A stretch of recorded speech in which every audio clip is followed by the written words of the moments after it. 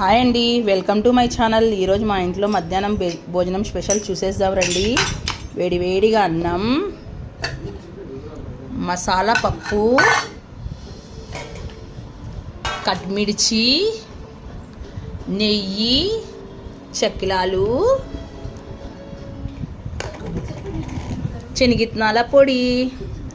ఈరోజు మా ఇంట్లో స్పెషల్స్ అండి ఇవి. వేడివేడిగా అన్నం వేసుకొని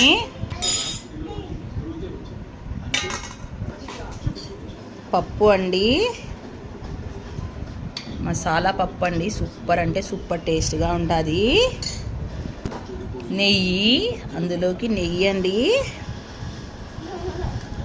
కట్మిర్చి,